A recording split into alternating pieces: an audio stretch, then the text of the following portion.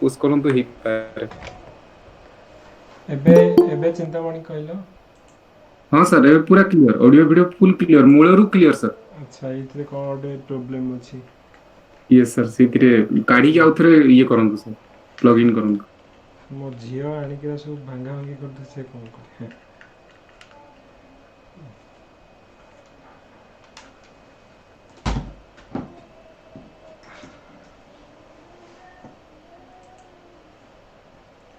Okay so let's start. तो आम गोटे नुआ टॉपिक पढ़ा जोटा कि आमर एक तो प्रिलिम भी वेरी वेरी इंपोर्टेंट ये टॉपिक, प्लस मेन जीएस रे भी क्वेश्चन पड़ुची, पॉलिटिकल साइंस रे 60 मार्क भी क्वेश्चन पड़ुची आउ 20 mark question पड़ुची,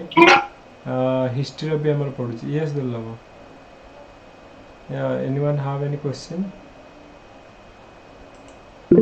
sir brain theory करेबे कि आज दादा भाई नारुजी? हाँ दादा भाई नरजी और ड्रेन थ्योरी आम करवा। ओके सर ऑलरेडी आपण कर दी छंती हाँ हेटा कि कर देछे तो पीएसआर आउ ये तो पर जो मैंने नुआ जॉइन करिसेंती तो आमे मे बी से जो टॉपिक टा आउ थरे टिके डिस्कशन करवा।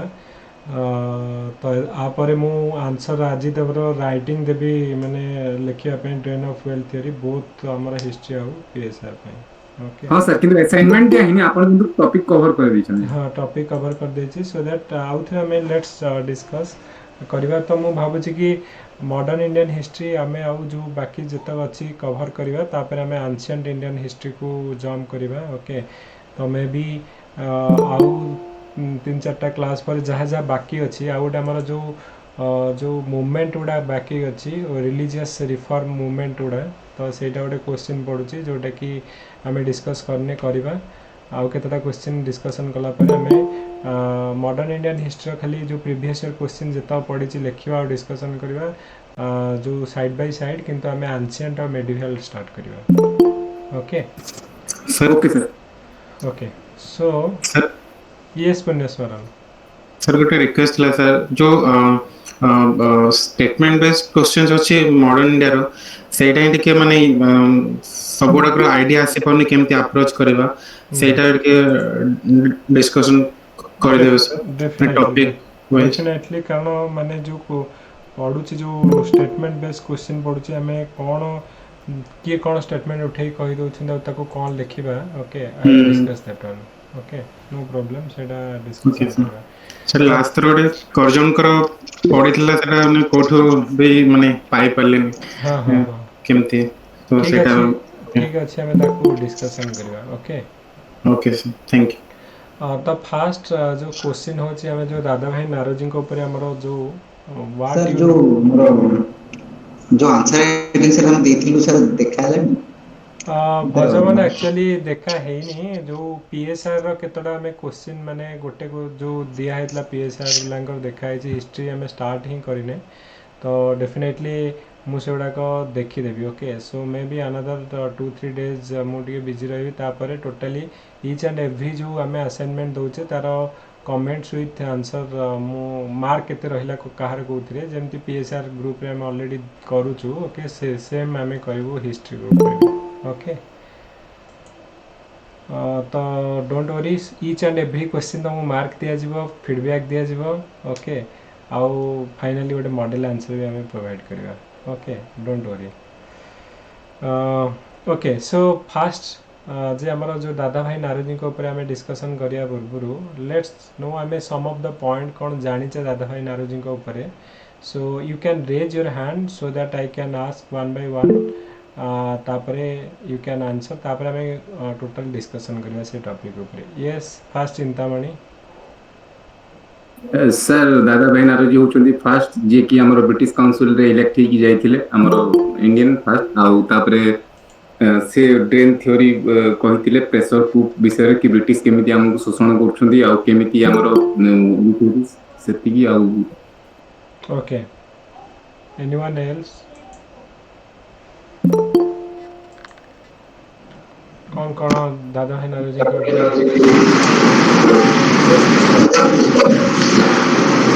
Sir, he was called the great grand old man of India, and he was one of the founding members of Congress. and he was a moderate leader. Plus, he was very educated, so he went to London, and there he was even elected in the council, and there he tried to influence people. He told them the concerns of Indians, Okay. and because he was educated, he could realize very soon that British is exploiting Indians, and they are taking a lot of like their ତାଙ୍କ ଯୋଉ salary ଗୁଡା Indian ଇଏ revenue ରୁ pay ହଉଛି ଯୋଉ British officer ମାନଙ୍କର army ସେମାନେ ମାନେ ବାହାର କଣ୍ଟ୍ରି ଯାଇ ଫାଇଟ୍ କରୁଛନ୍ତି but we are paying for that Bengal ଯୋଉ ରେଭିନ୍ୟୁ ଆସି ସେଗୁଡା ପେ ହଉଛି so he could realize that ତାପରେ ସେ drain theory Hi brought it ଆଉ ସିଏ ଫର୍ଷ୍ଟ ଟାଇମ ଆମ ଦେଶର ଯୋଉ ଜିଡିପି କୁ ଏଷ୍ଟିମେଟ୍ କରିଥିଲେ ଦୋ ଫର୍ମାଲି କରିନଥିଲେ but he could calculate the country GDP केते तापरे से तीन time he was elected as the Congress माने he presided in the Congress during I think 1986 1906 then again 1992 I guess तापरे एज अ मॉडरेट तापर बहुत कंट्रीब्यूशन थिला he was also East India Association केतोडा year he was one of the prominent member Okay. Okay, thank you. Anyone else? Any other point need to add?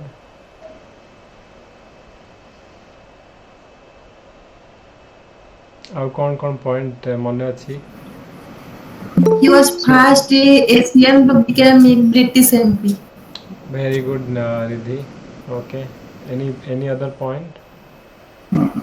Sir, ମୁଁ ଗୋଟେ add କରିବି. Yes. Yes, please. Sir, 1867 रे first time पे दादा भाई नारोजी तांकर ଗୋଟେ पेपर पब्लिश करथिले कि इंग्लैंड्स डेब्ट टू इंडिया सेइतरे से फर्स्ट टाइम पे मेंशन करथिले कि इंडिया रो केमते वेल्थ टा ड्रेन हेके जाउची माने अराउंड 1/4 रिसोर्स माने अमाउंट इंग्लैंड को जाउतले जेटा क्लीन है के आ तारो इंपैक्ट बहुत ड्रास्टिक इंपैक्ट थिला माने प्रेशर होतला पेजेंट्स मान को ऊपर के से मान तंकर प्रोडक्टिविटी केमते बढ़ेबे तो again that was contributing to the poor माने सॉरी पॉवर्टी Okay. तो सहीटा से डिफाइन करथिले Okay. Very good. Okay. So I think lot of points already different माने एरू कमे कवर करी माने कहि छ ओके तो से गुडा को ऑलमोस्ट ऑल पॉइंट हमें कवर करी छ सब गुडा को हमें समराइज करी कि फाइनली तापर डिस्कशन करिबा ओके फास्ट होची दादा भाई नारोजी को ऊपर हमें जदी डिस्कशन करिबा गोटे हमरो जो जीएस रे भी गोटे क्वेश्चन पडुची ओके 10 मार्क रो क्वेश्चन पडितला दादा भाई नारोजी और contribution of Dadabhai Naoroji to national freedom struggle और नेशनल मूवमेंट प्रति कौन तंकर कंट्रीब्यूशन अच्छी और ड्रेन ऑफ वेल्थ थ्योरी ऊपर भी हमारा 60 मार्क रो क्वेश्चन पडुची okay so let me share the screen fast okay तो कौन कौन हमें आप डिस्कशन हो पारिबो okay so is it visible to all yes sir okay sir Dadabhai Naoroji के बात माने 1825 yes yes 26 okay so let's जोड़ा हमें तकर फैक्चुअल पॉइंट आगे प्रथम डिस्कशन करिबा तापर ड्रेन ऑफ वेल्थ थ्योरी ऊपर हमें डिस्कशन करिबा ओके तो दादा भाई नारोजी एटा भी हमारा परीक्षा रे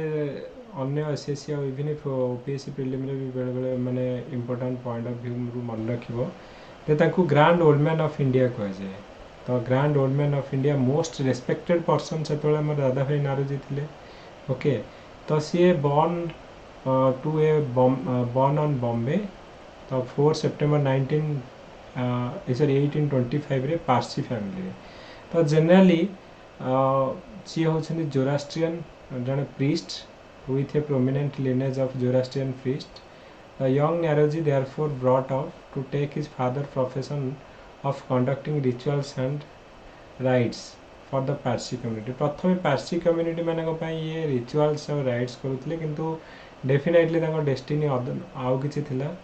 जे दादा भाई नारोजी आमे जानिचे जे जड़े प्रोमिनेंट जी पॉलिटिकल लीडर आउ सोशल लीडर थे फास्ट एशियन। तो दादा भाई नारोजी होती एशियार फास्ट में जो पर्सन जी कि ब्रिटिश पार्लियामेंट लोअर हाउस रे जड़े एमपी होते। ओके तो यहाँ मन रख फास्ट आमर एशियन जे कि ब्रिटिश पार्लियामेंट रे से कौन होते मेंबर होते। Okay so Dadabhai Naoroji आम जो ऑलरेडी लॉट ऑफ पीपल आम डिस्कशन कले जे आमर जो ईस्ट इंडिया एसोसिएशन करी गोटे लंडन में तैयारी करथिले। तापरे आमर फास्ट एमपी एशियन एमपी जे कि ब्रिटिश पार्लियामेंट रही कि इंडियन मानकर कज गुड़ा को रेज करुले। ओके जे आमको ये क्वेश्चन आम ओपीएससी प्रिलिम रे पड़ता कि किए आम लंडन रे जने इंडियन जे कि लंडन ब्रिटिश पार्लियामेंट रे इंडियन मानक कज भॉइस उठुले। ओपीएससी प्रिलिम रे क्वेश्चन आसीला तो सी होछन कि ना दादा भाई नारोजी। ओके आउ जे इंडियन नेशनल कांग्रेस रो जो डिफरेंट आमर मीटिंग हुए प्रति वर्ष तो 1885 रु स्टार्ट होगी। तो 1885 रु स्टार्ट हम जिते तो ऑक्टेवियन ह्यूम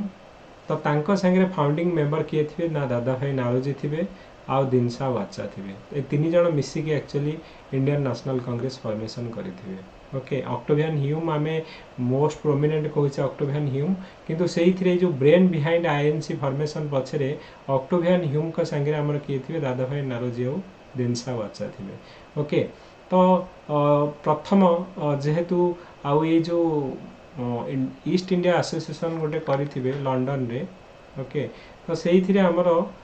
उमेश चंद्र बनर्जी से मेंबर थे। आउ जानिच जे उमेश चंद्र बनर्जी किए ना जे आईएनसी फास्ट प्रेसिडेंट हेबे। Okay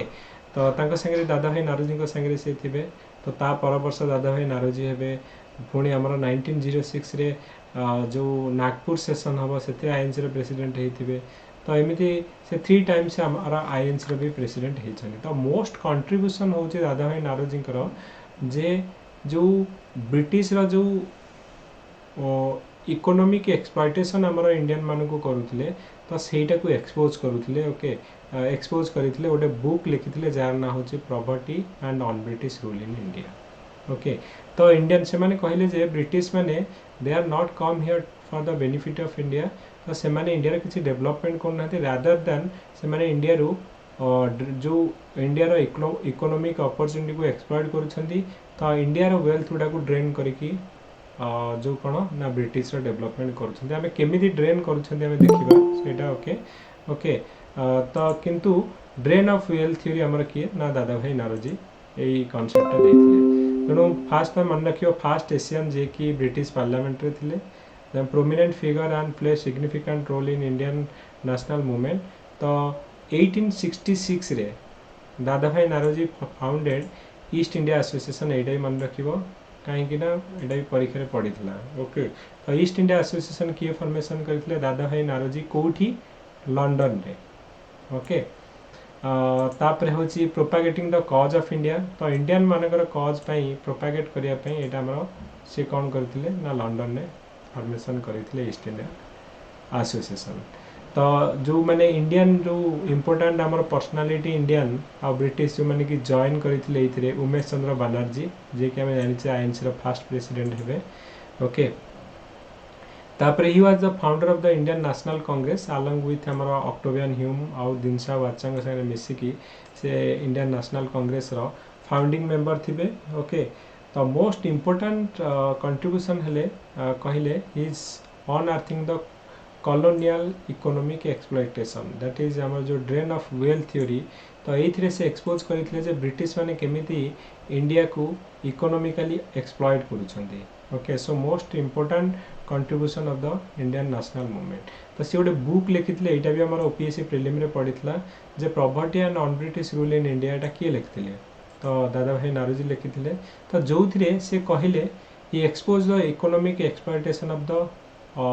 India under British rule. Okay तो से ये जो ड्रेन ऑफ वेल्थ थ्योरी तो यहाँ ड्रेन ऑफ वेल्थ थ्योरी रे सी मेंशन कले जे हाउ द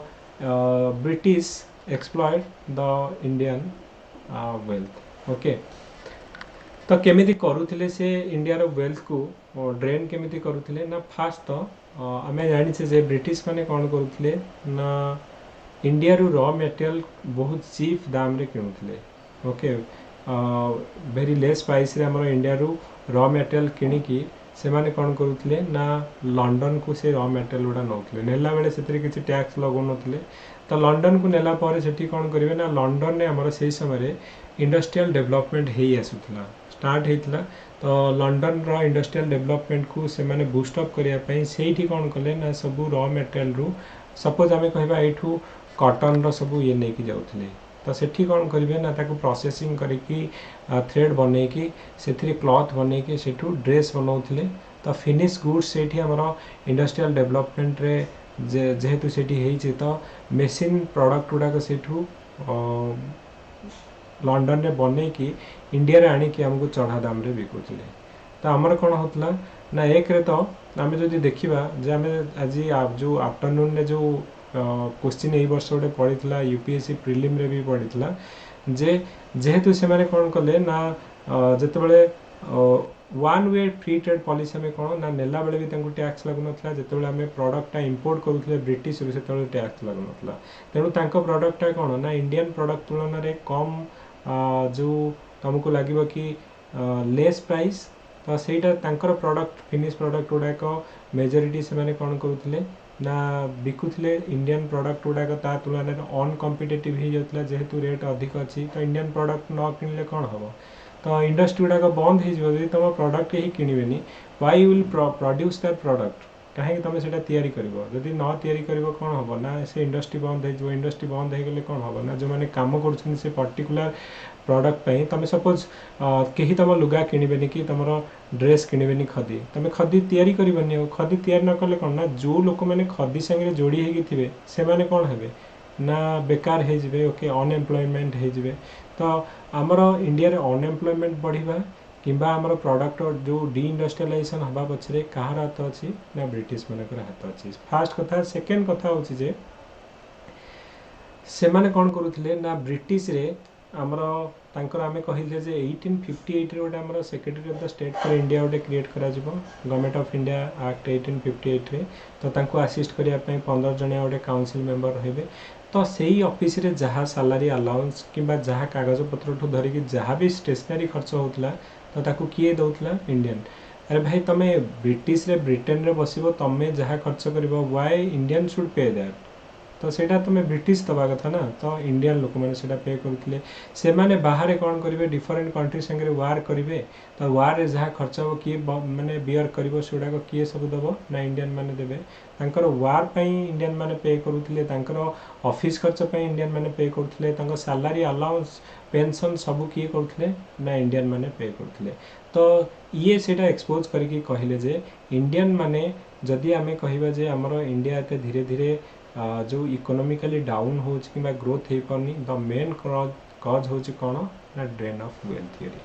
तो आमर जो वेल्थ गुड़ा को जदि से माने ठीक अच्छी ब्रिटिश माने या करि पारिथांते जो आमर रॉ मटेरियल गुड़ाक से जदि एठी तैयारी करथांते सपोज इंडस्ट्री एठी डेवलपमेंट करिके आमर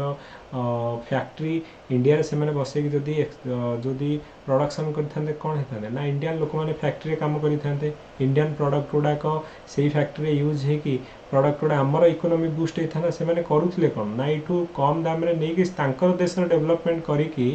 ओके आमको आनिकी बिकुथिले जस्ट आमको यूज करूथिले एज ए मार्केट हिसाब रे इंडियन मानको ओके तो सेहिति पई माने कहले जदि इंडिया भी आमे मोर प्रॉस्पर हेई पारिथांता जदि से माने इंडस्ट्रीटा एठी बसै थांते ओके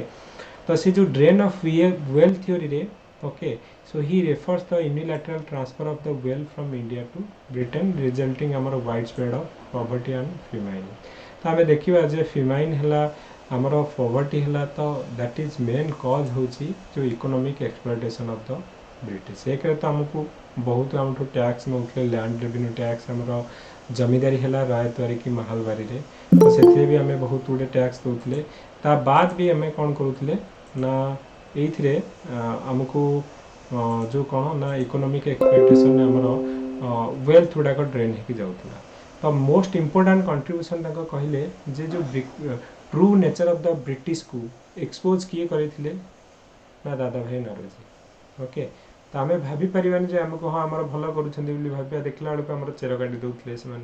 ओके तो ड्रेन ऑफ वेल्थ थ्योरी रे तांको एटा तांकर मुखा खोली किए ना आमर दादा भाई नरोजी एक्सपोज कर देते सो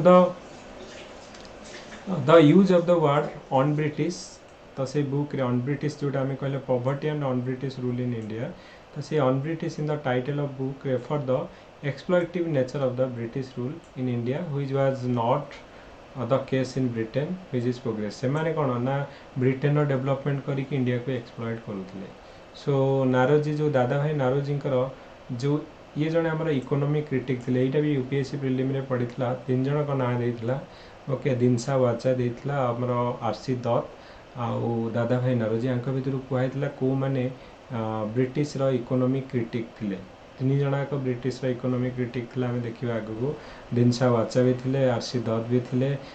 दादा भाई नारोजी आमर poverty and on British rule in India drain of wealth theory रे एक्सपोज करते तो he was an economic critic of British his work on economic exploitation give a boost to the national movement तो आम जानीपारे जे आगु भावुले जे आम कौन कहते ना ब्रिटिश माने कहते आम इंडिया को कौन पे आसीचु ना इंडियन मान को एजुकेटेड करने आसीचु इंडियन मान को वेस्टर्न थॉट आम शिखा आसीचु इंडियन माने होचंदी व्हाइट मैन बड़न किसी जानी ना आम तांको सिविलाइज करने आसीचु किंतु पर रियली से माने कौन पे आसथिबे हमको शोषण करने आसथिबे ओके तो से माने कहते जे आम रेलवे लाइन तुम डेवलपमेंट कर अरे भाई रेलवे लाइन कौन पे डेवलपमेंट कर रेलवे लाइन से माने इंडिया रे डेवलपमेंट कले ताकि डिफरेंट जो एरिया रे माने कौन ना रॉ मेटेरियल गुड़ाक रेलवे रे नहीं पारे इजिली ओके तो लंडन को नहीं पारे तो गोटे डिफरेंट पोर्ट को लेकिन से ट्रांसपोर्ट करेंगे आउ जो फिनिश प्रोडक्ट आसो तो रेलवे को आज ए मीडियम हिसाब से यूज करके भाव जे बिल्कुल आगु रेलवे नाला तो एम कौन रेलवे रे फिनिश प्रोडक्ट गुड़ाक इंडिया चारिआड़ को पठे पारे सो दैट बिक्री हो पार तो गोटे मार्केटा को एक्सप्लॉइट करने रॉ मेटेरियल आज वेल आज फिनिश प्रोडक्ट बिकापी से रेलवे करथिले ना कि इंडियन मानकर डेवलपमेंट से माने करथिले ता बाद रेलवे पे जहाँ भी खर्च होता तो को माने ताको बियर करथिले ना इंडियन माने जहाँ भी इंटरेस्ट माने लोन आनिथिले इंटरेस्ट किए दउथिले इंडियन माने तो सबू इंडियन माने दउथिले तांको हाथ से माने टंकाटे खर्च करनथिले सब तक किए करथिले ना इंडियन माने ओके तो यहीटा गोटे एक्सपोज करथिले हम डिस्कशन करबा ता छडा सी कोन करथिले he propose indigenisation of bureaucracy and separation of the power of the executive okay तो यहाँ भी हूँ जो main and greater representation of Indian in the house of common ये कहते कि हाउस ऑफ कॉमन रे मोर इंडियन लोक मान को कौन करा जाओ ना रिप्रेजेंटेशन मिले ओके तो some of the historian use the term economic colonialization for the first phase of the Indian national movement 1885 1905 भितर तो जो मॉडरेट लीडर थिले तो दादा भाई नारोजी हेले सुरेंद्रनाथ बनर्जी किंबा आम दिनसा वाचा डब्ल्यूसी बनर्जी मैंने सब मॉडरेट लीडर थिले को वे आम जो मॉडरेट आम जो डिस्कसन करते टॉपिकटा जे 1885 ରୁ 1900 पर्यंत आम जो मॉडरेट फेज कहूचे तांकर को वे थिला ना 3P कथा कहते प्रेयर पिटिशन आउ पैम्पलेट तो सी कॉन्स्टिट्यूशनल मीन्स रे जाउथिले तो माने कोन एमाने क्रिटिसाइज करथिले जेहेतु एजुकेटेड लोक थिले एमाने कोन ना प्रोटेस्ट मास बॉयकॉट ए कथा करनथिले से माने सिंपली लिखुथिले पिटिशन लिखि गवर्नमेंट को दउथिले कि देखो गवर्नमेंट जो प्रॉब्लम हो जे या जे हमर इंडियन लोक मान को सिविल सर्विस रे तमरो इंडिया रे एग्जाम कराओ ओके हमको तम जो सेंट्रल लेजिस्लेटिव असेंबली अच्छी इंडियन मान को अधिक पोस्ट मिलो हमर रिप्रेजेंटेशन अधिक मिलो ओके तो यही सब इकोनॉमिक एक्सप्लोइटेशन यही सब आमर कौन ना गोटे दादा भाई नारोजी एमाने कौन करुले ना गोटे स्ट्रक्चर आउ कॉन्स्टिट्यूशनल वे रे एमाने protest करुले okay so Dadabhai Naoroji repeatedly what he had been propagating in England so सेडा होची so the all encompassing the issue of Indian poverty is due to unnatural and suicidal system of administration ये कहते कि जेटा भगवान आमको एमती नहीं कि आम गरीब हो जन्म होया नुहे तो आम गरीब आमर जदि जो इंडिया जो सिचुएशन आज आमर कहवा जे एते poor situation it is because of the administration of the British okay तो during his stay at Britain in 1860 Dadabhai Naoroji most significant contribution was his work on Indian property and drain of wealth India suffer under हमर British imperialism same कथा okay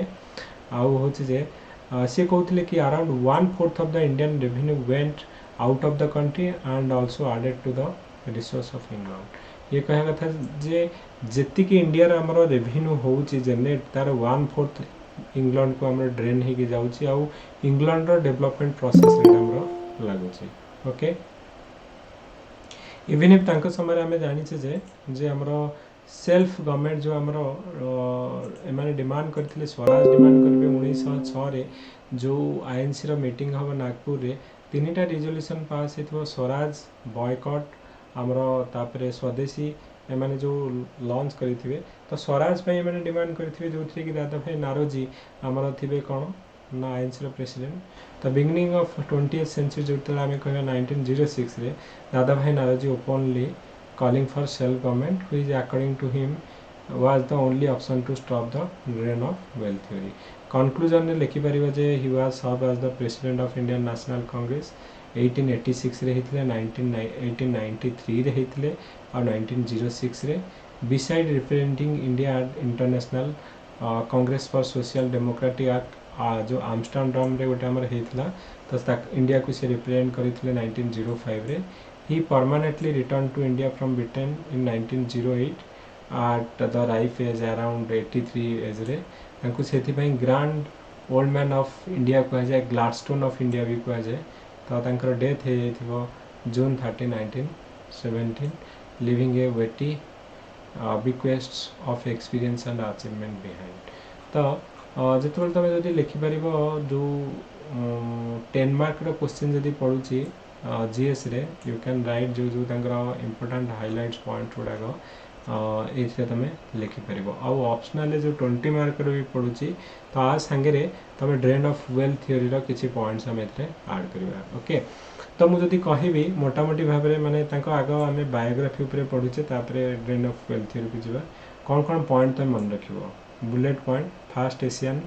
to become a member of the British parliament जो grand old man of India तांको कहा जाए East India Association गोटे London में formation करते for propagating the cause of India तो तांको संगे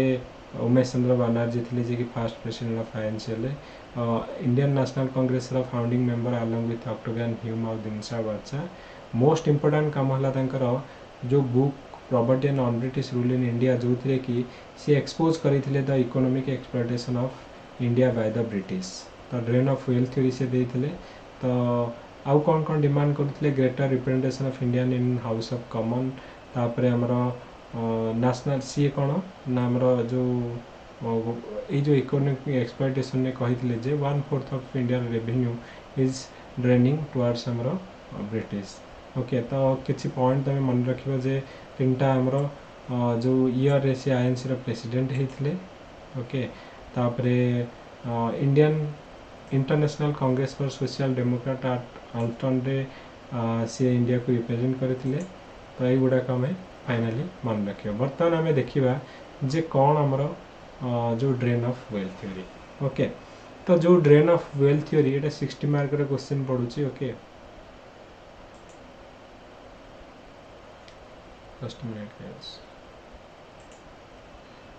तो I think drain of wealth theory रे हमर 60 मार्क रे क्वेश्चन पड़ुची एथे कौन तमे लिखिबा जे फास्ट होचे ड्रेन ऑफ वेल्थ थ्योरी टा हमर किए कौन टा हमर जे ए ड्रेन ऑफ वेल्थ थ्योरी टा रे हमर होची मेन होची जे वेल्थ ऑफ द नेशन और इंडिया इज ड्रेनिंग टुवर्ड्स हमर ब्रिटिश जोटा कि इंडिया रो यूज ही परिथांदा इट इज मूविंग टुवर्ड्स हमर ब्रिटेन रो डेवलपमेंट प्रोसेस रे यूज होतला that is that portion of the wealth of India which is not used for the development of India रो डेवलपमेंट रे यूज न हे कि ब्रिटिश मानकर डेवलपमेंट रे यूज होतला तो सेटा हमर कहिया जदी सेटा हमर इंडिया रे यूज हेथांदा इंडिया रो डेवलपमेंट हे परथांदा तो सेटा से माने कोन ना रॉ मेटेरियल कम दाम रे नै कि तांकर डेवलपमेंट सेठी इंडस्ट्री डेवलपमेंट करी कि आमु कोन कि बिकुथिले तो इंडियन माने गोटे मार्केट हिसाब से माने यूज करूथिले ओके तो से जो आम कहूचे सेटा हमर जो वेल्थ टा ड्रेन हे कि जाउचे हम ताको ड्रेन ऑफ वेल्थ थ्योरी बोली कहूचे ओके तो ये कौन ना मेन पॉइंट हो जे large part of the Indian capital and wealth was being transferred or drained to Britain. So this is the most important point हम drain of wealth theory रो जे large part of हमरा India रो wealth टा कौन होतला drain है कि हमारा ब्रिटेन को जाउतला ओके जोटा कि इंडिया रो डेवलपमेंट लगी पारि थांदा किंतु इंडियन माने उनकर से माने कौन करथले इंडिया रो डेवलपमेंट कोन करथले okay so drain theory incorporated the national critique of colonialism तो जो ब्रिटिश मानकर जो कॉलोनियल पॉलिसी ताकू एठरे कौन ना क्रिटिसाइज कराइतला drain of wealth theory okay तो ये ड्रेन ऑफ वेल्थ थ्योरी हमर किए देथिला हम डिस्कशन कले दादा भाई नारोजी तो एटा फास्ट हमर 1867 रे तो ये ड्रेन ऑफ वेल्थ थ्योरी रो कांसेप्टटा तांकर गोटे बुक पब्लिश करिवे जार ना होची property and non British rule in India सेही थिरे कहिबे ए drain of wealth theory okay तो सी कहे जे he put forward the idea that Britain was draining and bleeding India that too for nothing. He started loss of 200 to 300 million pound of revenue to Britain. तो ये कहे जे Britain ही हमर Indian मानक को कौन करूछंदी एक्सप्लॉइट करके नौछंदी ओके तो को वे रे से माने इंडियन मानक को इंडिया रो जो वेल्थ उडा को ड्रेन करके नौथले ओके तो सेवरल फैक्टर करथिले तो फास्ट होची होम चार्ज ओके तो according to him British empire in the form of home charge drain the wealth from India तो होम चार्ज रे कौन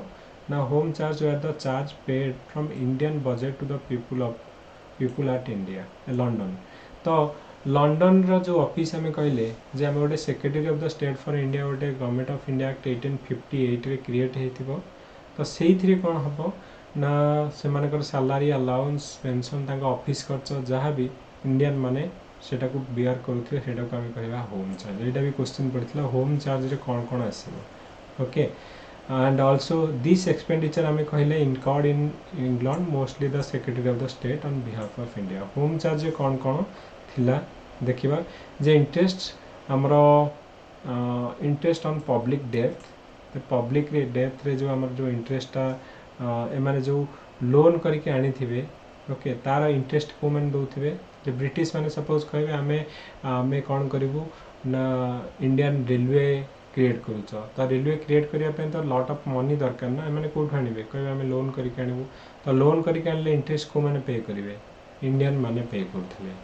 ओके किंतु से रेलवे कौन पे आनी ना तांकर डेवलपमेंट पाई कि रॉ मटेरियल आउ से जो फिनिश प्रोडक्ट गुड़ाक इंडिया आनिकी बिकवाई तो pension paid to the British officer से माने सैलरी देबे जे आमे तुमको सैलरी देबू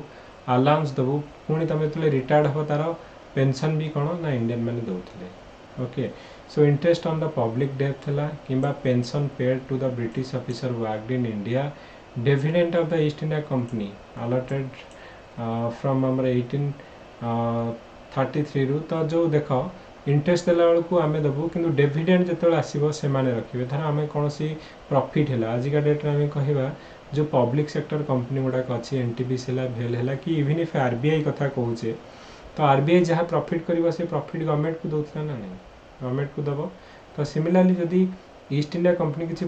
जो प्रॉफिट कला तो गवर्नमेंट रो डेवलपमेंट काम से लगे कथा कि नहीं से जो जो प्रॉफिट हम यहाँ ब्रिटिश को सी दौले और जो लॉस कि जहाँ इंटरेस्ट देवे तो इंडियन मान हाथ नौले ओके तो ये सब जिनस expenditure to maintain the office of the secretary of the state even if आम कहले जे लंडन में जो secretary of the state for India आम थे तांकर कागज कलम पेंसिल रबर ठू धरिकी सबू खर्च को माने बियर करते इंडियन माने so expenditure to maintain the office of the secretary of the state in London so that is actually Indian माने पे करुले charges of the civil administration army store guaranteed railways तो ये सबू तांकर जहाँ भी आर्मी ठू धरिकी तांकर स्टोर खर्च ठू धरिकी रेलवे रे जहाँ भी खर्च है इंडियन माने पे करुले annuity on the account of railway and irrigation work रे तो युवा हूँ कौन ना होम चार्ज रे okay other source of drain कौन जे आमर कौन केमी ना जो मैंने ब्रिटिश लोक आसिक काम करते से सैलरी नौले तो सैलरी नेला परे से थोड़ी आमर इंडिया रे से गुड़ा पैसा खर्च करते से माने कौन घर को पठे दौले फिर भी जदि आम बर्तमान कौन होचे ना कौन सी कंपनी रे जाकि आम बाहर काम करछे सपोज यूएस रे तमें जाकि आम काम करुचे ओके तो आम कौन करछे ना जहाँ हमको सैलरी मिलला आम रेमिटेंस रे घर को पठे दौचे ओके तो 2 लाख कि 3 लाख जी सैलरी मिलूँ पर मंथ तो directly we are sending towards your home तो सिमिलरली आमर जो माने कि ब्रिटिश रो जो ऑफिसर माने इंडिया रे आसी काम करूथले तो तांकर जो सैलरी मिलुथला तो से रेमिटेंस कोठी पठाउथले इंग्लैंड को तो remittance to the England by European and their to their families remittance of the purchase of the British good for consumption of the British employ in India तो ऑन फेवरेबल ट्रेड आमे कोन कहले on favourable trade केमिति ना हमठू कम दाम रे नउथले नेला बेले टैक्स किसी दौनथले जो कहले वन वे ट्रेड जो फ्री ट्रेड पॉलिसी जेतोले तमे सपोज आमे कोन जिनस एक्सपोर्ट करबा हमर एक्सपोर्ट ड्यूटीज लागिवो जेतोले कोन जिनस आमे बाहरु किणी के आनी के इंडिया को इंपोर्ट करूचे सेतरे भी हमर टैक्स लागे तो तांकर जेतोले प्रोडक्ट उडा को जाए कि रॉ मटेरियल जाए सेथिरे ना गला बेले टैक्स लागे ना इंपोर्ट हला बेले टैक्स लागे तो सेटा होची कोन ना जेतोले टैक्स लागिवनी आमे कौन करवा ना आमर सेम प्रोडक्ट यदि आमे आनिबा आमर टैक्स लागिवो तेणु जेतले आमे जिनसटा को बिकिबा जणे 500 टका रे बिकिबा जणे 300 टका रे बिकिबा तो डेफिनेटली लोक माने 300 टका आमर किनिबे तो आमे जो डिस्कशन करथले जे इंडिया रो जो विलेज और कॉटेज इंडस्ट्री को डिस्ट्रॉय करिया पछरे ब्रिटिश मानकर ए जो one way free trade policy और मर्केंटाइल पॉलिसी एथि पई रेस्पोंसिबल तो unfavourable trade or to India use of the cheap Indian labor indirectly drain of wealth of India. So interest and profit on the foreign capital were another source of drain. The impact of economic drain of जो drain theory कौन हमारा impact कौन तो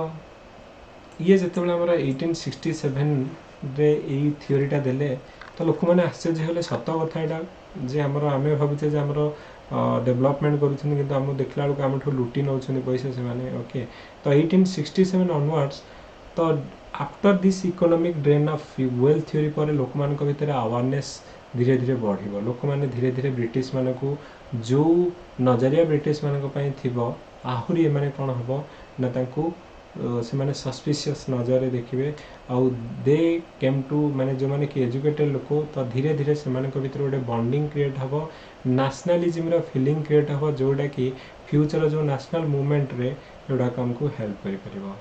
okay आमे थरे जानिले जे नाई लोकडा को आमे विश्वास करूचे लोकडा धोखाबाज लोकडा बोली तो धीरे धीरे हमर भरोसा ताठ उठी गला आमे कोन ता अगेंस्ट रिवोल्ट करबा स्टार्ट करबा तो सिमिलर लाइन जेतले आमे जानिले जे ब्रिटिश माने हमर भलो पाई नहे हमकु शोषण करिया को आछन हमर भीतर गोटे यूनिटी आसीबो हमर भीतर गोटे नेशनलिज्म रो फीलिंग्स आसीबो तापर आमे समस्त एकाठी कि ब्रिटिश अगेंस्ट फाइट करिया पे बाहरिबा ओके तो लोक मान को एकाठी करिया पे नेशनलिज्म रो फीलिंग ता हमर भीतर क्रिएट करिया पे drain of wealth theory one of the cause okay so nearly our half a century Dada Bhai Naroji launched a campaign against our drain of wealth theory जो थे कि the theme through every possible form of public communication जे लोक मान को ये कहउथले जे देखो हमटू केमति लुठी के नउछंती ता पर हमरा आरसी दत्त सी भी हमर गोटे बही आसिक लिखिबे major drain major theme with economic history of India सी गोटे बही लिखिबे इकोनॉमिक हिस्ट्री ऑफ इंडिया से भी सी कहबे हां दादा भाई नारोजी जहाँ कहते ठीक तो ब्रिटिश मैंने आम इंडिया बहुत किसी पैसा लुटिकी नौ ओके तो ड्रेन ऑफ वेल्थ थ्योरीटा तो had far reaching impact on the growth and economic nationalizing in India okay तो यहीटा को आम कौन हो एमाने कहिबे जे इंडिया जदि आम कहवा आज पॉवर्टी आमर पुअर अच्छी तो भगवान को जोगु नुहे इट इज द जो ब्रिटिश रा एडमिनिस्ट्रेशन पॉलिसी ब्रिटिश रा इकोनॉमिक पॉलिसी जो आम गरीब होइके अच्छे ओके तो ये कौन हम ना they regard the foreign capital as evil and which did not develop a country but exploit and improvise तो सेम जिनस लिखाई तो एमाने कहवा कथा जे जो गुड़ाक तुम प्रॉफिट करुच जदि से गुड़ाक तुम इंडिया रे खर्च करि थांतो ताले इंडिया रो डेवलपमेंट होता लोक मैंने ये इंडिया लोक मैंने कम पाई था जॉब होता आम इंडस्ट्रीटा तुम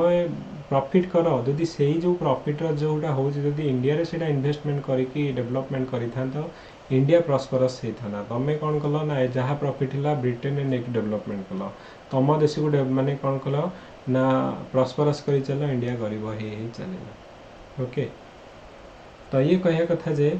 instead of encouraging and argumenting Indian capital, foreign capital are replaced and suppressed it. Okay, so lead to drain of capital from India and further strengthen British hold over the Indian economy. Okay, तो यही सब जिनस हूँ आमर कौन ना drain of wealth theory रे आमर दिया जाइथिला ओके जे आमर केमिति जे ड्रेन ऑफ वेल्थ थ्योरी आमर हला त आमे जो कहले मु जो सेम पॉइंट उडा के इथले लिखा है जे एक्सेस आमर जो एक्सेस माने एक्सपोर्ट होतला ओवर इंपोर्ट तो आमर raw material chief raw material आउ लेबर एठू से माने कोन पाउतले तो सेटा को नै कि ब्रिटिश रे डेवलपमेंट माने फिनिश प्रोडक्ट तैयारी करके इंडिया आनी के बिकुतले जा फल कि इंडिया रो प्रोडक्ट गुड़ाक ठीक रे बिक्री होनथला आ जो traditional cottage of village industry गुड़ाक हमरो डिस्ट्रॉय हे जिवो ओके हम लोक माने खाइबा को पाइबेनी रोजगार रहबनी फाइनली कोन हमें बेकारी को मिलबा ओके तो एथिरे सब हमर कोन ना जो हमें कहले सिमिलर जिंस तो आमे जो जोड़ाक मेंशन कले जे according to the early nationalist drain constituted a major obstacle to rapid industrialization and in terms of free trade policy the policy of free trade was one hand ruining the amara Indian handicraft au village au cottage industry and other hand amara kono na हमको unemployment au poverty आड़को नै जाउथला okay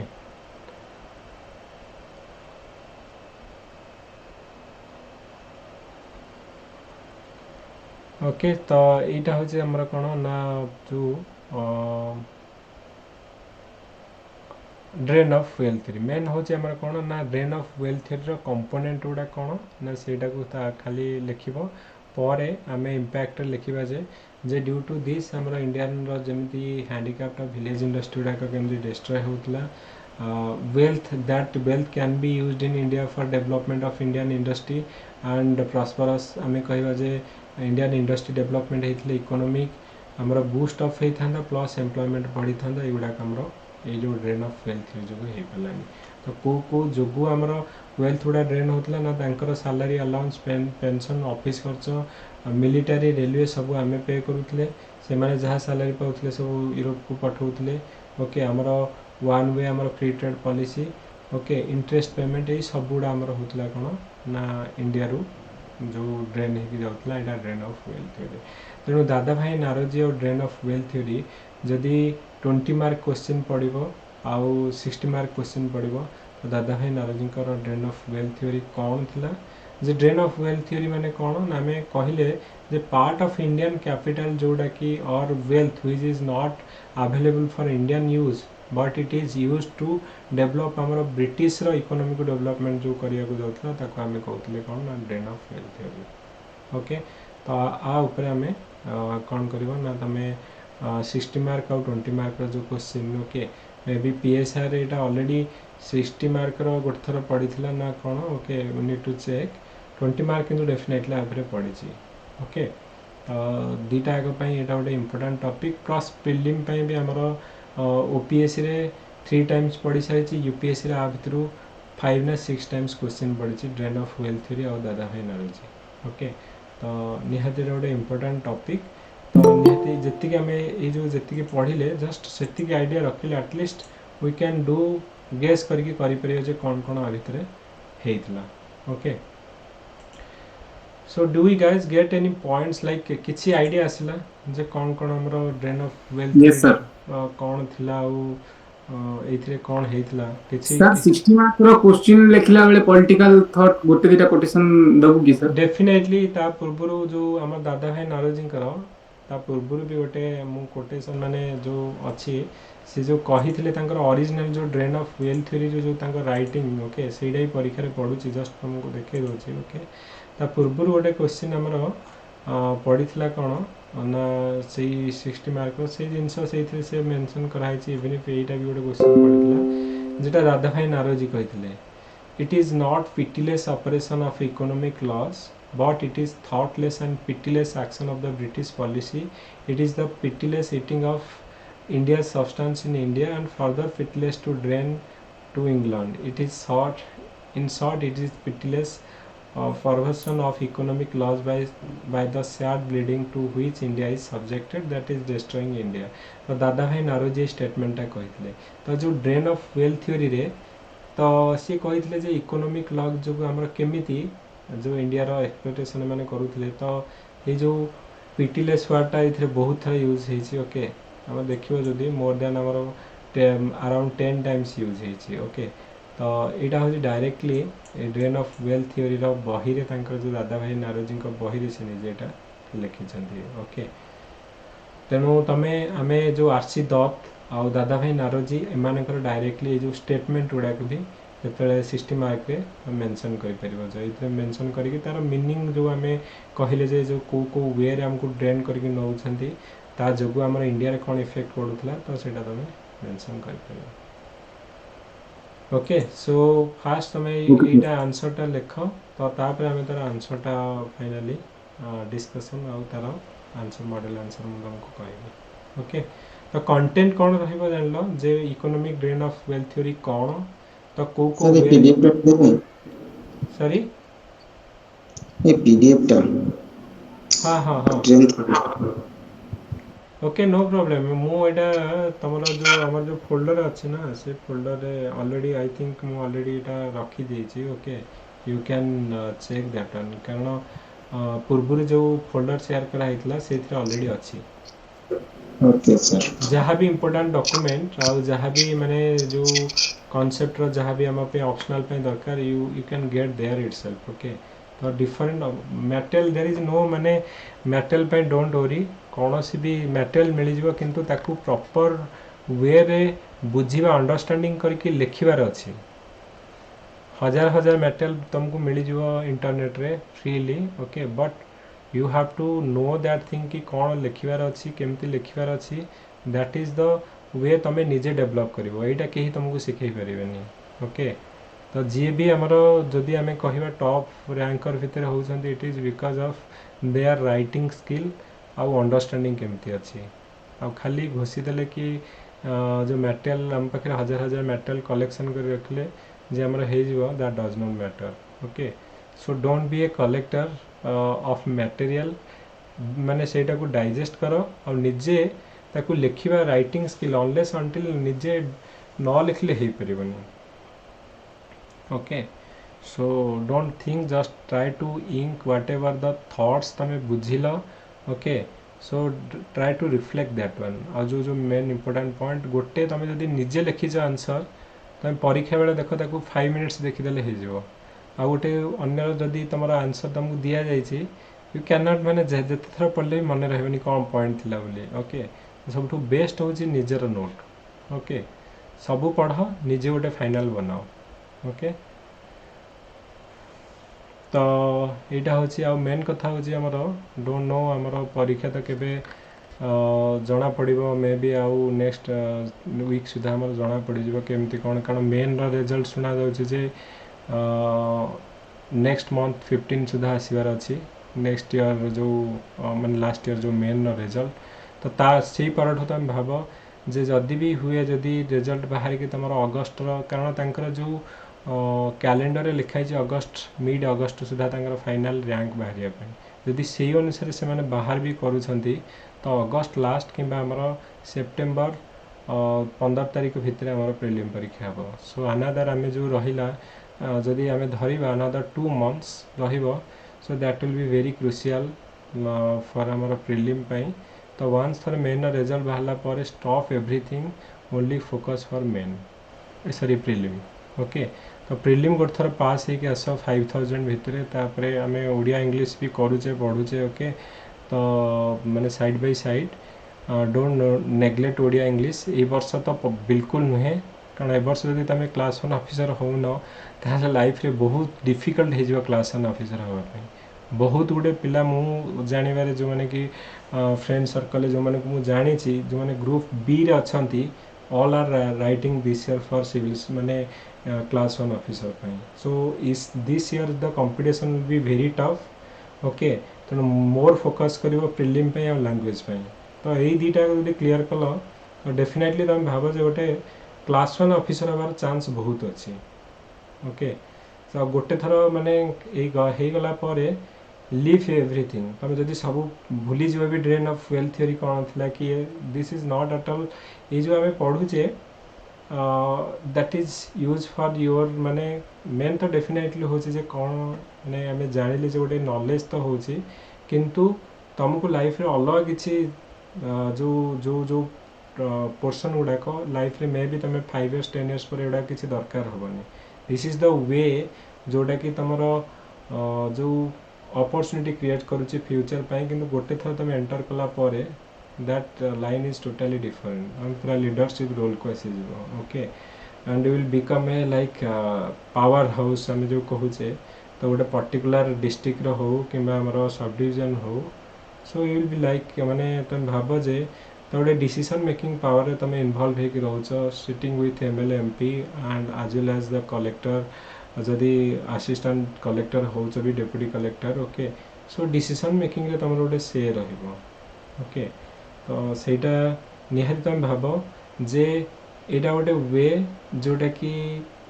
तुमर केबे कौन कहवा कथा हो जे जो थे तुम लॉस नहीं आइदर तुम शिखिबो माने प्रोसेस रे लॉट ऑफ इम्प्रूवमेंट हम प्लस जदि हो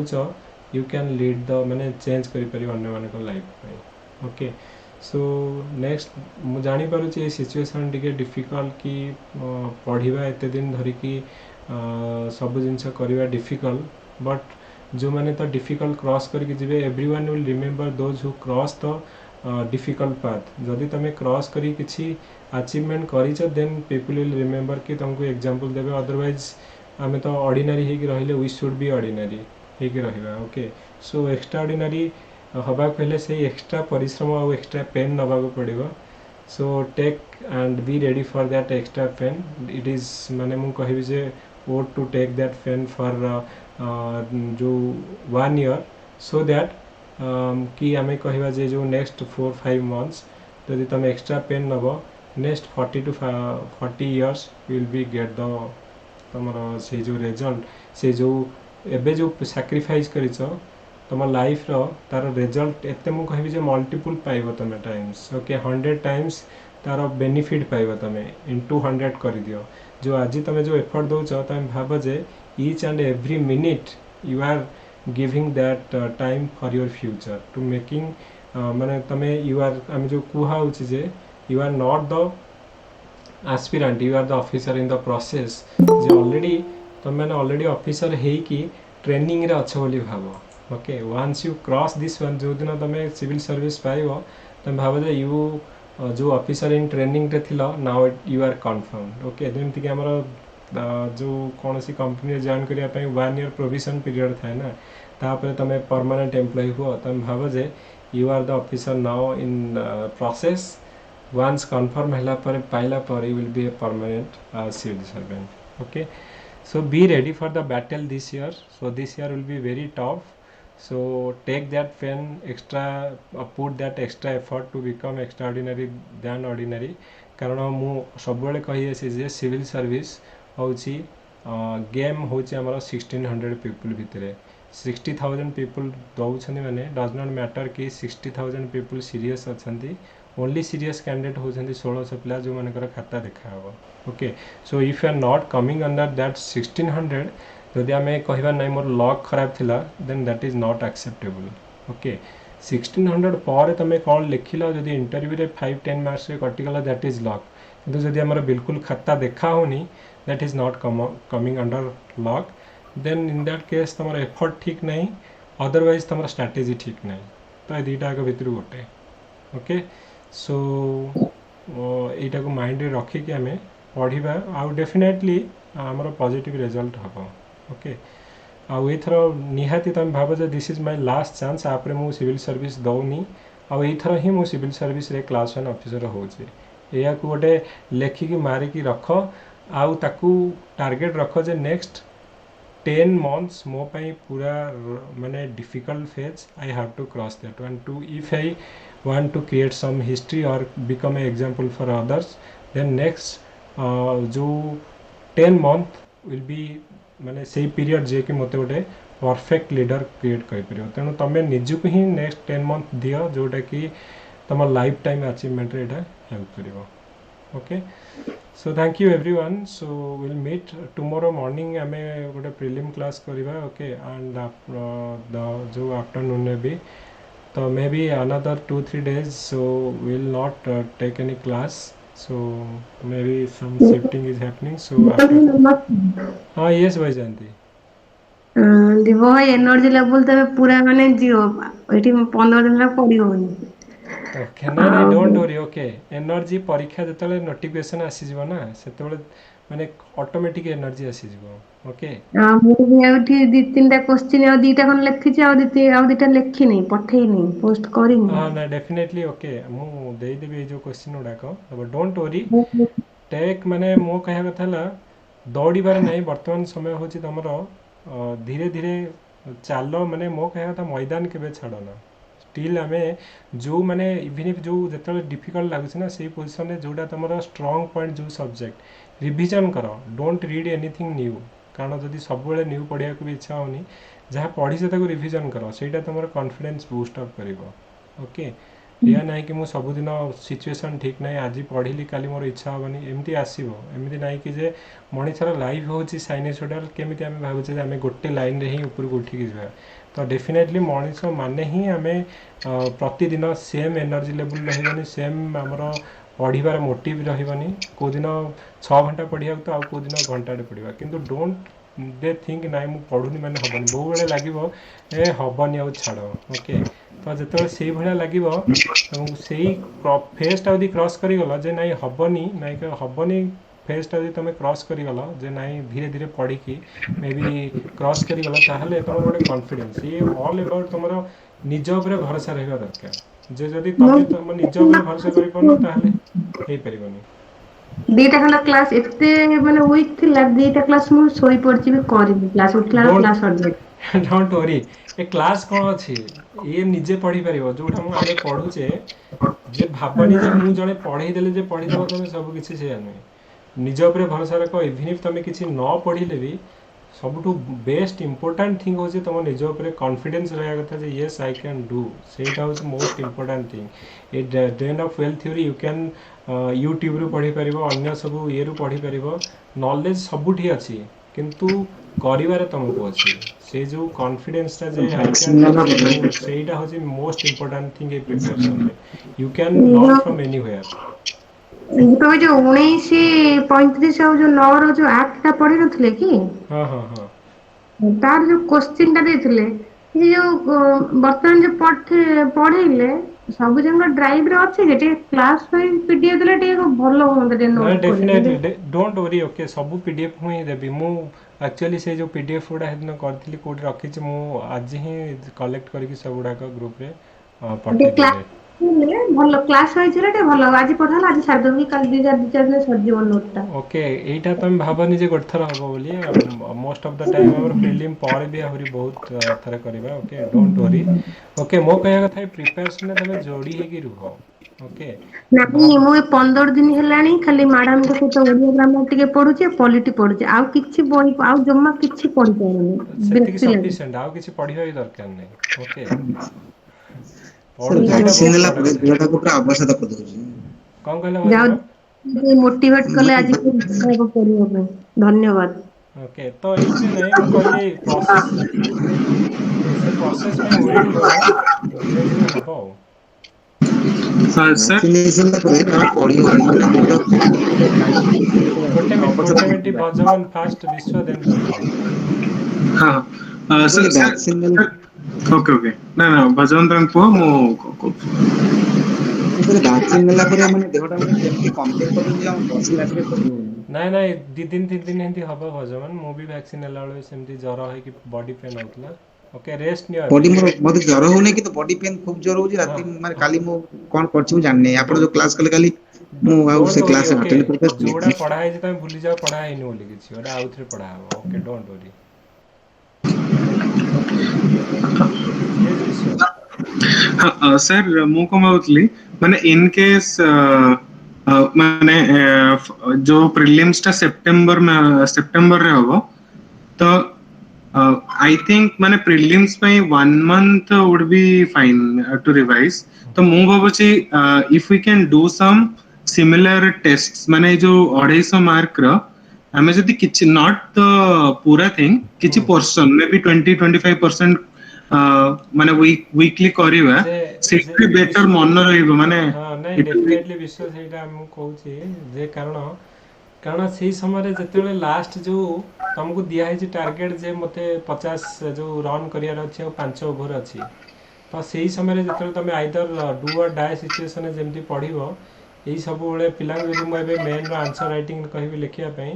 ସେ କହିବେ ଆଗ ମୁଁ ପ୍ରିଲିମ୍ ପାସ୍ କରିସାରେ ସେଇଟା ବହୁତ ପିଲାଙ୍କୁ ମୁଁ କରିକି ଦେଖି ସାରିଲିଣି ଓକେ ତ ସେଥିପାଇଁ ସୋ ଲେଟ୍ସ ଫୋକସ୍ କି ଆମେ ବର୍ତ୍ତମାନ ଅପସନାଲ ପାଇଁ ଫୋକସ୍ କରିବା ଯେବେଠୁ ଆମର ନୋଟିଫିକେସନ୍ ମେନ୍ର ଯେଉଁଦିନ ରେଜଲ୍ଟ ବାହାରିବ stop everything only focus for prelim କାରଣ ପ୍ରିଲିମ୍ ହିଁ ହେଉଛି କ୍ରୁସିଆଲ୍ ଫର୍ ଆମର ଏଇ ବର୍ଷ ପ୍ରିଲିମ୍ ପାସ୍ କରିବ ଆଉ ଲାଙ୍ଗୁଏଜ୍ ପେପର୍ ଏ ଦୁଇଟାକରେ ପାସ୍ କରିଯାଅ ଆଇ ଆମ୍ ଗ୍ୟାରେଣ୍ଟି କି ତୁମର ଗୋଟେ ର୍ୟାଙ୍କ ନିହାତି ରହିବ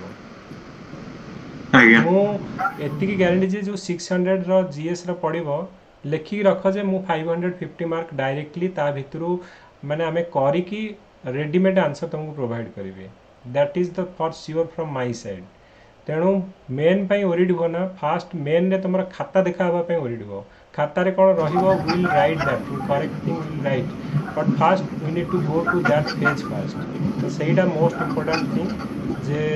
ପ୍ରିଲିମ୍ ଆଉ ଲାଙ୍ଗୁଏଜ୍ ପେପର୍ ଏଇ ଦୁଇଟାକୁ ଫାଷ୍ଟ କ୍ଲିୟର କରିବା ଦରକାର okay so don't Okay. Worry ଆମର ଜିଏସ୍ ପେପର୍ ପାଇଁ ଓରିଡ୍ ହୁଅ ନା it will be very good ମୁଁ ତୁମକୁ ଗ୍ୟାରେଣ୍ଟି ଦେଉଛି ଯେ you will be feel confident କି ଆମର 300ରୁ 250 ମାର୍କ ତୁମର ଗ୍ୟାରେଣ୍ଟି ତା ଭିତରୁ ଆସିବ will prepare like that okay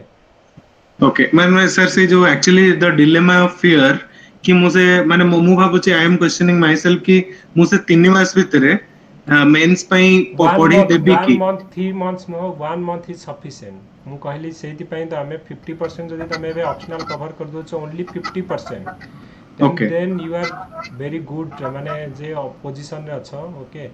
ଯେ ମେନ୍ ବଢିଆ ହବ ଡୋଣ୍ଟ वरी ଓକେ ओके माने आ गोटे କଥା जो आपण जो कहले मे बी माने qualifying in prelim itself will give you a lot of energy कि हाँ ସେଇଟା କନଫିଡେନ୍ସ ଆସିଯିବ ତମକୁ ଯେ ହଁ ମୁଁ 5000 ବର୍ତ୍ତମାନ 60,000 ମୁଁ 5000 ଆସିଲି 5000ରୁ 1600 ପିଲାଙ୍କ ଭିତରେ ନାଉ ଦ କମ୍ପିଟିସନ୍ ଇଜ୍ ମାନେ 1600 ପିଲାଙ୍କ ଭିତରେ ତେଣୁ ତମେ ଭାବିବ ଯେ you are already know something ବର୍ତ୍ତମାନ ତମ ନଲେଜ ତମେ 1600 ଭିତରେ ଆସିଛ ମାନେ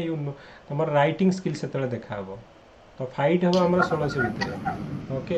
show try to come to that 1600 people ତାପରେ ୱିଲ୍ ରିଅଲ ଯୋଉ ଫାଇଟ୍ ସେଇଠୁ ଷ୍ଟାର୍ଟ ହେବ ଓକେ ओके ସାର୍ ଆପଣ ପ୍ରି ପାଇଁ କହିଥିଲେ 25 ବର୍ଷର ୟୁପିଏସସି ଆଉ ଆମର କଳିଙ୍ଗ ର 30 ମକ୍ ଟେଷ୍ଟ ଆଉ ଓପିଏସସି ର 10 ବର୍ଷର କୋଶ୍ଚିନ୍ ଏତିକି ମୁଁ କହୁଛି ତମେ ପ୍ରିଭିୟସ୍ ଇୟର ଓପିଏସସି 7 ଇୟର୍ସର କୋଶ୍ଚିନ୍ କର କଳିଙ୍ଗ ର ମକ୍ ଟେଷ୍ଟ ସବୁ 30ଟା ମକ୍ ଟେଷ୍ଟ ରଟା ମାରିକି ରଖ ଭଜମନ ଆଉ ଚିନ୍ତାମଣି ଗୌରାଙ୍ଗ ଏମାନେ ମୁଁ ଚେକ୍ କରିଛି 10 ଥର ଲେଖେ ମିନିମମ୍ ସେ ଟେଷ୍ଟ ଦେଇଛନ୍ତି 10 ଥର ଆଉ ସେମାନଙ୍କ ପାର୍ଟିରେ ମୁଁ ଗ୍ୟାରେଣ୍ଟି ଦେଇକି କହିବି ଯେ ସେମାନେ ତାଙ୍କର ଯେଉଁ ଆମେ ମକ୍ ଟେଷ୍ଟରେ ଯେଉଁ କୋଶ୍ଚିନ୍ ଡିସ୍କସନ୍ କରୁଛେ ସେଇଥିରୁ ମୁଁ ଜାଣିପାରୁଛି ଯେ ଗୋଟେ ପିଲା 30ରୁ 30 ଯେଉଁ ଆନ୍ସର ଠିକ୍ କରିକି ରଖୁଛି ମାନେ ଯେ ସବୁ ଆନ୍ସର ଗୁଡ଼ାକୁ ସେ ଘୋଷି ଦେଇଛି ତ ଏଇଟା ତୁମର ବେନିଫିଟ୍ ହେବ ଏଇଥି ଯେ ପ୍ରିଲିମ୍ ତୁମର 100% କ୍ଲିୟର ହେବ ତେଣୁ ମକ୍ ଟେଷ୍ଟ 30ଟା ତୁମେ ପାର୍ଟିରେ ରଖ ପ୍ରିଭିୟସ୍ ଇୟର ଓପିଏସସି 7 ଇୟର୍ସର କୋଶ୍ଚିନ୍ ୟୁପିଏସସିର ଯେଉଁ କୋଶ୍ଚିନ୍ କେବଳ traditional I M not telling about current affairs ତ ସାର୍ ଆପଣ ପିଡିଏଫ୍ ପ୍ରୋଭାଇଡ୍ କରିଛନ୍ତି ୟୁପିଏସସି ର 25 ଇୟର୍ସ ର ହଁ କୋଶ୍ଚିନ୍ ହଁ ମୁଁ ସେଇଟା ପ୍ରୋଭାଇଡ୍ ବି କରିଛି ତେଣୁ ସେତିକି ହିଁ କର ପ୍ରିଲିମ୍ ପାଇଁ ଯଦି ସେତିକି ବି କରିଦେବ ଠିକ୍ ଲାଷ୍ଟ ଯେଉଁ 1.5 month କେବଳ ସେତିକି ପଢ଼ କିଛି ବହି ନ ପଢ଼ିଲେ ବି ଚଳିବ ओके कारण आम कॉन्सेप्ट डिस्कसन करूचे क्लास रे ओके आउ नेक्स्ट जो आम क्लास गुड़ा करूचे तो जो सकाळ है कि जो मु स्पेशल क्लास गुड़ा करूची try to attend that even if तमे किसी इंटरेस्ट न लागू may be some of the question हम रिपीट होची कि डिस्कस कॉन्सेप्ट रिपीट मु एच पे करछे बार बार गोटे जिंस मन रखले दैट शुड बी माइंड रे प्रिंट हेकी रहबा दरकार ओके तो राति अधे उठे मुझे पचार देवी गवर्नमेंट ऑफ इंडिया 1935 कि मु आरबीआई रो फंक्शन किंबा मु कोनोसी जो इकोनॉमिक रो जो कौन कन्वेंशन कि जो एनवायरनमेंट रो यू शुड नो दैट तो सेटा माइंड रहिबा कथा तो सेइथि बार बार मु तुमको पढ़ेला बेले जो कांसेप्ट गुडा आगु पचाइथिली भी पचारि दउछि एथि कि रिवीजन हो okay thank sir you OPSC prelims रे प्रीवियस ईयर क्वेश्चन सर मासे यूपीएससी टाइम दियंतु सर मासे टाइम दियंतु इतिहास एंड से जो आपन को जो इति सब माने 1919 1955 सॉरी 1857 से जो ऑल सर लागियो कि मु निजे लिखिछि हाँ सेमिति पार्टी रहिबा इतिहास दरकार मु निजे लिखिछि नहीं Thank you very लिखे much. माने पार्टी रे मो कहया कथा गोटे जिनस को तमे देखो फास्ट जदी गोटे थरा पढुछ दैट इज इक्विवेलेंट टू न पढिबा कारण किछि मने रहैनी जीए भी हो ओके बार बार तमे जदी 5 थरा 10 थरा पढिछ तमे जानिछ जे ए जिनसडा कोन तो माइंड भीतर प्रिंट हेइ अछि सर गोटे टॉपिक 10 थरा कला प्रे सर माने गोटे हैबिचुअल हे जाउछि जेति एटा को आजीवन करि आछि हाँ तेणु ऑटोमेटिक सेटा रहइबो तो सेई जो फील जो फ्लोनेसटा आसीबा कथा दरकार इवन इफ तमे परीक्षा रे मेन कथा हो जे कोन जानिछ माने केते पढिछ डज नॉट मैटर तमर से कॉन्फिडेंस टा परीक्षा को नेकी जीवा सब इंपोर्टेंट हां मु पढी के आछि सब से कॉन्फिडेंस रे भी हे जीवो ओके तो से जो आमे एते पढुचे कोन पई मेन हो जे हम भीतर गोटे कॉन्फिडेंस बिल्ड अप करिया पई कि यस मु परीक्षा को जीवी गोटे कॉन्फिडेंस रो सह परीक्षा रे निहाती हबो मोर ओके तो से कॉन्फिडेंस तुमको भी पास करे दबो पिला अच्छा बिल्कुल पढ़ु ना जो मैंने कि इन सर्विस रे अच्छा सब वर्ष पाई जाउछन केमते मेन हो मैंने भावुछन हाँ हम सब पढ़ी देछु करि देछु से गोटे कॉन्फिडेंस तांको बूस्ट अप करके रखुची जोथरे कि इजीली पास हो जाउछन सब जोटा आमे डरुचे हबो न हबो कोन हबो तो से जो फियरनेस टाइम पाखे अछि तो सेटा हमें गोटे फ्रीली हमें जोटे